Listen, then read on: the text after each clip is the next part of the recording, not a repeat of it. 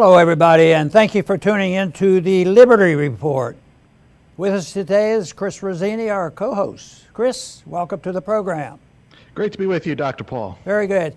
You know, we're going to talk about a subject, I have to admit, we've talked about it a whole lot. And one reason why is I think it's so important. And also the reason we're doing our program today is I believe, and many who believe in the true free market and sound money realize there's some misconceptions about the subject of inflation. We're going to talk about inflation because the precise definition is crucial, because we see inflation as being a real threat to the economy and to liberties, and it's done so much harm over the many centuries, and it has to do with sound money and paper money and all these things that people talk about, but they don't always come down with the same definition that we have. And we're going to want to define it, define what non-inflation is and what sound money is, and what we have to do to stop the problems of the inflation. And I think most people who are listening to this program are very much aware of this, but I keep looking for information, talking about it, and reading about it, because I think it's so important, and there's so much misinformation on the television. But one thing that's happening now in the public arena on this subject is that more and more people are starting to realize, you know, what inflation is all about. They're getting worried about it. How do you protect against inflation? And who caused the inflation? What are we going to do about it? And that's the reason everybody talks about it, but they don't always come up with the same answer. Now, the one thing, though, that is popping up on the televisions is the many ads right now, advertising and talking about what are you going to do about it? How can you protect against it? And they're bringing up the subject of gold. And it is true, on a gold standard, you don't have the type of inflation that we have today. It's honesty and money that makes the difference. But we have talked about it, and our partners at gold company, Birch Gold Group, has worked with us in trying to get people interested enough in protecting against the inflation that is not only with us now, but is going to get much worse, in my opinion.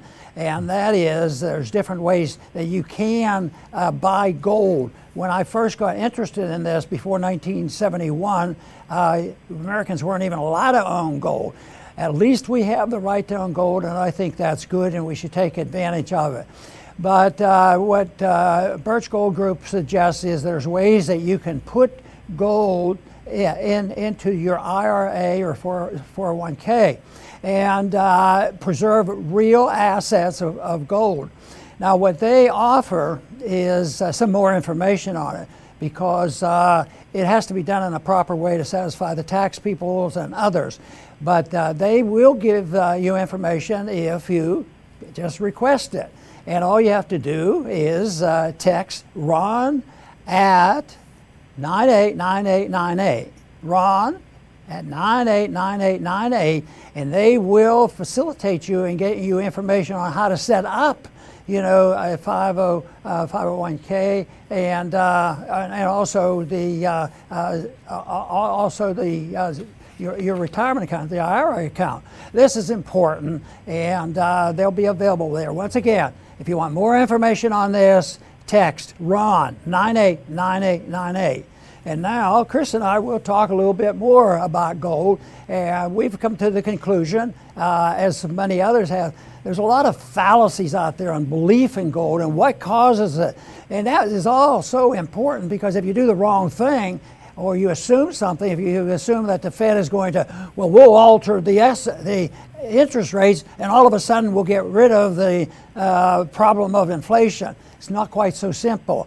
So, Chris, what I want to do is try to get the definition out of on the table, because a lot of people think, well, tomorrow, you know, or Friday of this week, we're going to hear from the authorities on what the gold, what the CPI is, and that'll tell us is what prices of gold should be. Well, it isn't that simple. Prices increasing are nothing more than a reflection of inflation. Inflation is increasing the supply of money and credit and pushing prices up. So when everybody talks about, and so many do, and they assume everybody knows, cost of living is going up, prices are going up, that is inflation. And it isn't. It's a consequence of inflation. The inflation comes by increasing the supply of money and credit.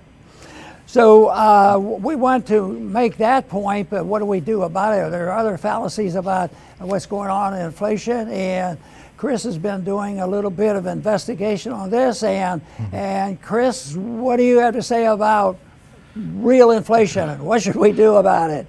Yeah, it is the counterfeiting of money by the banking system, not just the Fed. The commercial banks also create money out of thin air. And they do it, as you mentioned, through the loan market, and it's price controls. And I like to give the following example because it's easy to understand how this works. Imagine your local supermarket. You have a bag of chips there. That's the market price is $5 every day you go in and out. Chips are $5. But one day the supermarket suppresses the price down to 25 cents from $5. By the time you find out about that and you get there, the shelf will be empty. People will scoop them up at 25 cents on a bag and the shelf is empty because the supermarket can't create chips out of thin air. So once the shelf is empty, that's it. They're gone. Well, the same principles apply to interest rates. Let's say the market rate is 7%. That's what the market can bear at the moment. But the Fed says, no, we're going to fix it at 1%. So again, just as people rush to go get those cheap chips, people rush into the banks to get cheap loans, 1%. But unlike the chips, the banks don't run out of dollar digits. They can create as many digits as they want. So more and more borrowers go, and they're taking all this money, and all this money is being counterfeited into the economy. And people, they spend them on crazy things. Every stupid idea that's uneconomic gets funding at 1% because everything looks good at 1%. So it distorts the economy. It drives up prices because now you have all this new money, and not new goods have been created. And that's how it messes up the entire economy. And this is all from the simple idea that it's legal and okay for the banking system, the Fed and the commercial banks, to counterfeit money. Chris, I think you make a very important point in calling attention to how the banks do this. And it's the manipulation of a system with fractional reserve banking. True banking is that, and there's a little bit of that goes on. You put your money in a CD and say to the bank, you can hold this for 1 year and you pay us a certain amount of interest. But nobody can touch it otherwise. After a year, they give you your money back plus the interest. And this, they don't follow this all the time. If you put money in the bank, if you put $100 in the bank one day in your checking account and you're not earning anything, the Fed is allowed to, you have access to that $100, but they can loan it out to somebody else. So there may be two people that are using the same $100. It is amazing they can get away with this because that person can put it in a bank and it expands. And there's an estimate that a lot of people follow that when you put $100 in the bank, after a period of time, it will increase by 7-fold. And that is the increase of the credit system, mainly because it allowed people, to buy treasury bills, and you raise the monetary base, and that will allow people to have some money. You put it in and you expand it. So the banks do make a good deal on this. Matter of fact, the Federal Reserve was created by the banks for the benefit of the banks, always argued it is to protect the consumer. And they do a bit of an attempt from that, but we still have the problem of bankruptcies. But I think less so than ever. I think in recent years, there's not many banks that just are totally closed down. In the Depression, thousands of them did, which was a bad thing because everybody was overly leveraged. But the banks will continue to do this if they're allowed to do it. And that's why reserves should not be manipulated. if you put $100 in the bank, unless you have a discipline agreement, it's your money and you should get it back, and it should be 100%. But that'd be too slow. We need to stimulate things. The stimulation does stimulate the economy, and it looks good. But what happens if it has to go in the reverse? If that sevenfold increase starts where people are getting bankrupt and they want their money out, then you have the recession. The fallacy here is that when the monetary authorities look at this, they say, well, you know, it looks like we're having a recession going on, and it looks like the economy is booming too much, and that's the reason you have the inflation. So they say the solution to that, if it's going up, is to have a slump, and they will purposely raise interest rates. That's what we're in the process of doing right now. How much the market will help in that sense. They will raise interest rates, but the monetary authorities increase it because they think because prices are rising, it's an overheated economy. In a free market, if prices were going up and there was, you know, one thing, and if there's more prosperity, if the size of the economy was healthy, that would be good. But under these circumstances, they come in and the Fed decides you have to slow up the economy. In a healthy economy, just because it's booming and the economic growth is fantastic, instead of minus something or 2%, it could be 8%. It could be normal and natural and good. But they, oh no, 8% is too high, so we have to have it growth at a certain level. So they purposely bring it on. So that's a fallacy they have, and a misunderstanding of the value of honest money, the honest and the correct definition of inflation. If you're worried about prices, you have to deal with a monetary unit, and you have to worry about the balance sheet of the Federal Reserve. And the balance sheet is skyrocketing and will continue to, because the government, you know, under circumstances of war, the war is going on in Ukraine, or the leftover funding that was increased to fight the war against the COVID virus. I mean, it was endless spending, but they didn't have the money. They didn't tax people. That would even been worse, but it is a tax, though. When you inflate, it's an invisible tax. So this idea that there's not a whole lot of damage done by just increasing the money and helping people pay their bills, it's a real fallacy. And the one reason why I think they do that, they look at prices, and a different reason prices are going up is that prices, we can regulate them, or they want to regulate them. They'll have price controls, wage controls. They'll do these things to try to control and slow down the economy. But that is not necessary, and it's wrong to have to do that. The economy might be increasing or decreasing, but the market has to adjust it by the people buying and selling and setting interest rates. But the setting of interest rates artificially by the government has done a great deal of harm and has created, has an incentive, and it has pushed the Federal Reserve to do certain things. It's like federal debt. Oh, the federal debt. Democrats spent too much money. Republicans spent too much on war. They cause the inflation because they spend money. The war. Well, psychologically it contributes, but the big thing is where the real inflation comes from is they can't tax the people for all this expenses, so they have to print the money. They have to increase the balance sheet, and just looking at the balance sheet during the COVID lockdown is huge, and the balance sheet is continuing to expand because of you know, the recession that's going on and the different problems we have. So that is not an answer to the problem of just continue to spend money. It's because the spending of the money, the debt, will incentivize the Federal Reserve to do the real evil, and that is promote the system of fractional reserve banking, as well as increasing the balance sheet by taking credit out of thin air because they have the authority to do it, and buy government debt to keep the government alive. It's amazing they get away with it for so long, but they're not getting away with it quite as easily, and it looks like there's signs on the horizons that bad times will come of it. Chris? Yes, absolutely. Yeah, the next fallacy I wanted to bring up, Dr. Paul, is that this inflation creates wealth. That when they create money, they're actually creating new wealth. It's the exact opposite. They are destroying wealth, because what happens is you have a situation of something for nothing. They create digits by typing on a keyboard in 2 seconds, just to add another zero. And you now have this money that you did nothing for. You didn't work for it. You didn't labor.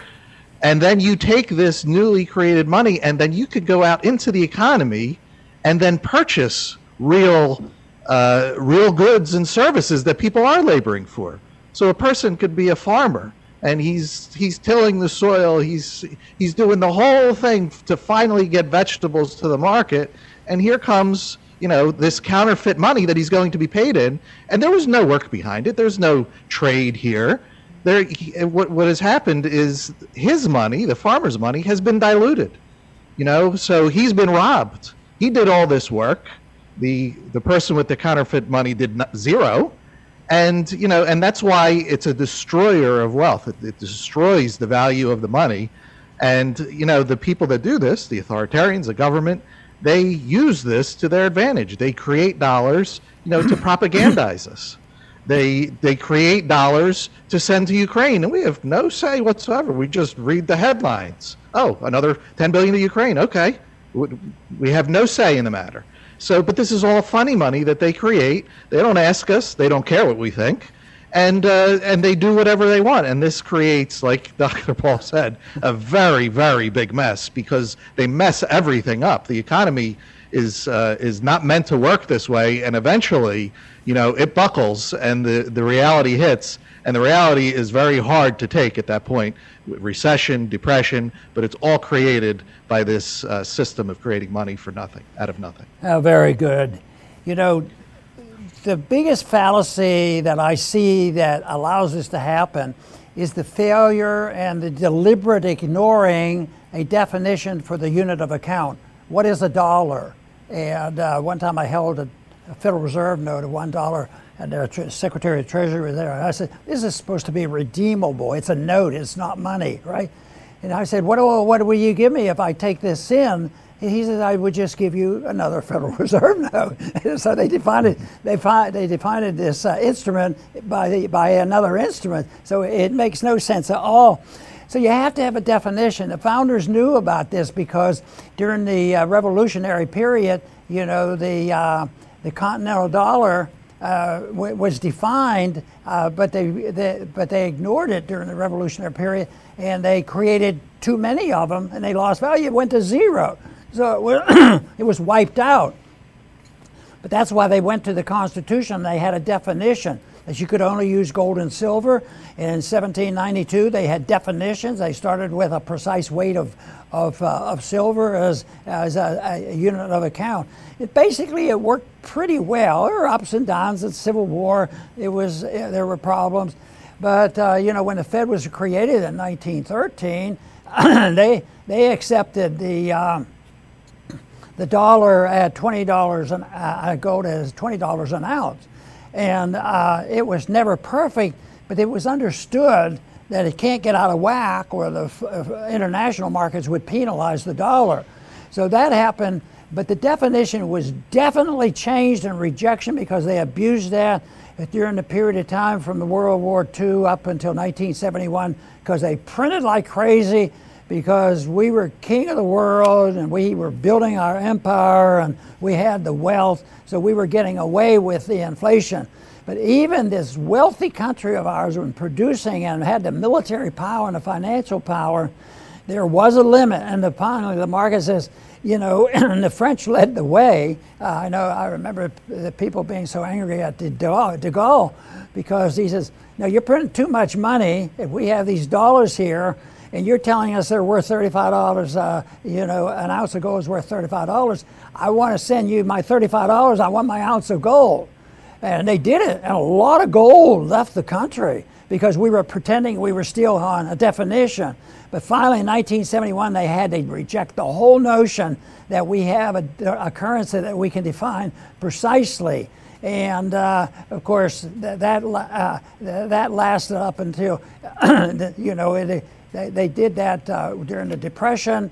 Roosevelt took it up from 20 to 35. 1971, they had to reject, you know, the Bretton Woods agreement, the fake agreement of pretending it was $35 an ounce, and they had to dismiss it, and that allowed us to enter this age of runaway inflation of what we have now. And we have this mess, and I put the date of August 15th, 1971 as a big day in monetary history, and it will finally either destroy the currency or will change it. The likelihood of us changing our tune is very, very, very poor because there's so much pain and suffering when you start saying, we're going to quit giving you your monetary drug of having endless money, because all it does is devalue the currency. Like Chris says, it doesn't create wealth. So the people know, housewives know more about that than the Federal Reserve would admit. So this too is coming to an end, the system that we have today. And the biggest fallacy right now, it has to be corrected, is the absence of a definition of the unit of account. And right now, it's just anything and everything. And there's a lot of attempts now to compensate with this by trying to devise another unit of account outside of the dollar arena. And it remains to be seen when that comes. I think it will come. But eventually it'll have to deal with the subject of what is the unit of account that we're dealing with. Chris? Fantastic, Dr. Paul. I will finish up a little differently today. I'd like to, you know, every day Daniel urges our viewers to, you know, come see us at the conference. I'd like to throw my, my 2 cents into the ring too, because I attend this conference in Virginia. And, you know, for the many people that watch us, you get to see us regularly, but we don't get to see you unless you come to our conferences. And it's so great for us to see the people that, you know, tune in every day, whether you're listening as a podcast or a video, and to meet like-minded people. You know, we're not the majority, and that's not a bad thing, because the people that do all the damage in the world, they're a tiny minority themselves. They just have levers of power at their disposal. So it's always a minority that is in control, the ideas. So the size of libertarians and people that believe in the Constitution may be small at the moment, but it is the small groups that move the world. The vast majority of people are, this is human nature, are followers. They follow whatever ideas dominate, whether they're good or whether they're bad. And they've been bad for quite a long time now. So please consider coming and seeing us. I love meeting the people that watch our show. We have such bright individuals that tune in, and it gives us a charge, you know, to come see you in person. So I'm going to put a link at the in the description of this show where you can check out, you know, purchasing tickets in the hotels. We do our best to make it worthwhile. We've been doing it for many years now, so we must be doing something right. And we just love seeing everybody in person. Thank you. Chris, excellent job. That's wonderful. And we are all looking forward to meeting so many people that have been to our conferences before, and I'm sure we'll see some new ones. We get messages all the time. A lot of people drive long distances and come from faraway places to come to our conference. So I think that is important. And one thing that I've learned a long time ago is that numbers are important to a degree. We'd like to have a full house, of course. But the most important thing is quality. So we emphasize quality, and the people we get to our conferences, high quality, because it's ideas that we deal with. The ideas have to be changed. You can get large crowds out to go along with the, you know, the average understanding of how am I going to promote what I need? How am I going to get a good lobbyist to get me more money out of the Treasury? This sort of thing. And that has nothing to do with what we're talking about. We're talking about sound economic policy, sound money, and trying to get people to get involved and change ideas. And then you don't have to wait.